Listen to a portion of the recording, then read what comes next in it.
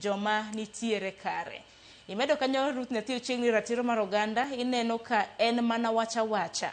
Yudo haki teke pachoka ahinya ratich ng'amotho. Aparo ni mano nwasesomo kiocho kanyo ni Kenya mnyonge onge koda haki. Jokene ratich oganda bende ohera sa. Aparo ni mano nwasesomo. Mana Agoro kinyalo duoko mano kotende kod seyo mano mar kawasoya e kin mamoko. Adieri asoya and vice more it's like becoming a culture in society. Miyudo ka kata mana genuine cause nyaka ng'ato dwaro ni mondo gole gimoro mondo koko gineni. Koro gini is about also our culture. Wambe nyaka wawirinji ni our culture mondo wang'e asoya ochakore gi e ot mopogore gi sirikal. Onego bene wapuonjore ne to asoya ni othiro oganda yo machal nade, but poka winjo civil society group moro specifically mobedo accused ne ati negi chamo asoya. To ka gik moko aina gi otimore kata ka ng'ato kwe asoya nitie kuon monego bene ripote mondo mi action okaw nikech gima wacho ne ati Kenya ka onge ng'ama is above the law. Wate wane buo teko. To jawinjo moro awinjo be kowacho wach mar buogo joma kedo ne ratiro mar oganda.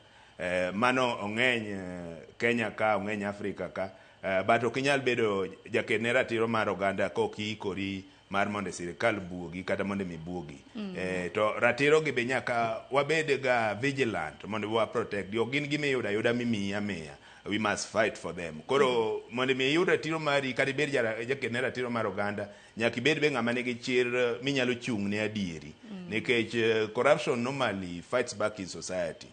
Maki wacho kada mana polisi makineno kaka wale nikech jin kada kibiro gitimore pile iwuothe barabara kacha tineno ka polisi dio ne matatu pesa maki gik mwaneno pile tiwanda ne to wawacho ne ati Kenya ka wan gi EACC kar tiji ang'o. Does it mean gino gitigi matatu ma wan watiyo go kata ma joma Kenya moko tiyo godo mane migine gik wadhi mbele. Koro maga are institutional failures monego bene wang'iyo ne to how do we strengthen our institutions mondo migi titiji malongo. Then how also do we even in terms of training how do we train our police officers to combat corruption? How do we train them mondo miwang'e every police mwaloso sani human right must be part of it. Ne gimoro amora mitimo bed police machal nade nyaka wang'e to ngima mar ratiro mar oganda to nie i kanye polisi mwaloso ni. Yero kama nainya efi minyalo medo kotenre kod ote mago mag jopiny kapok odonjo report mano mar Civicus. Okay, again ani koro winja maber. Kata kamano inyisa kata ni chal ka gima mbui kelo achiedh nade mopogore ne efi. Kata kamano Agoro kapok wadhi report Civicus mano kotenre kod ratich oganda e pinje mago mag Afrika. Bende Kense Char nawacho ni chal ka gima ratich oganda okramna ratich oganda jokene ratich oganda hun kaka civil society nitiere kaka shrinking space osebedo ka nitiere mano kinde mabendo chwalo tiji mago mag neno ne oganda mapacho ka oyudo ratich gi makare ngi misiro report misiro.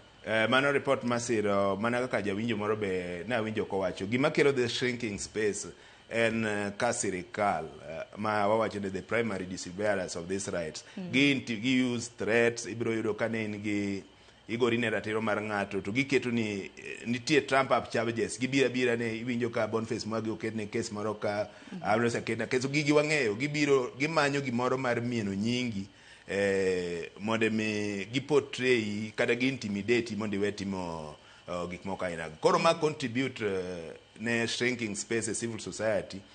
Miyudo kata mana registration process mar register some of these organization it is there's the deliberate bureaucratic process this registration takes time to kata ke isayudo registration certificate and everything ponitie kaka sirikal kanitie weche moko me sirikal feel that you are becoming a threat to them to gibiro gi issues moko kia tax ang'o gibiro to intimidate people.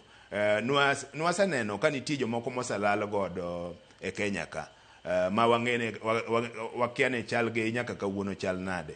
To wasaneno ineno mondo mi ratiro mar oganda thrive freedom of the media is very paramount. Nikech role magi play gine mag create this awareness in society. To un be ma wire light kama ni wasaneno chien kacha ka the government has also tried temo kelo kind of interference gi kaka jo media timo tijgi. Koro mago buogo gedeni moko nikech kisabuogo jo media matine sama ja media buogi to ok inyal highlight these violations nikech ing'eni ki highlight ai dhi biro ketni case moro ma Trump up charges koko ketni case to gibiro manya gimoro mar gine mar buogi maki gi cases moko. Wasaneno journalists mang'eny komaki ne cases maonge, asaneno jo civil society mang'eny komaki maonge. Koro mano contribute buogo jomoko kata mana other foreign NGOs ma dwaro Kenya kama mondo mi gikonywa create this civil awareness. Iyudo ka nitie ndalo moko mar anyalo paro ka president wacho ni ati itiyo kod gi pinje moko ma oko mar loko sirkal ma Kenya ka. Koro that kind of reckless utterances by the head of state and other government agencies contribute to semo joma moko kata instill fear these NGOs kata civil society actors mondo mi defend ratiro mar oganda. Tinadira makende nikech kaluwore koda report mabende Civicus nogol nyaka rongo jwang par ni Civicus en riwruok mok mar piny owacho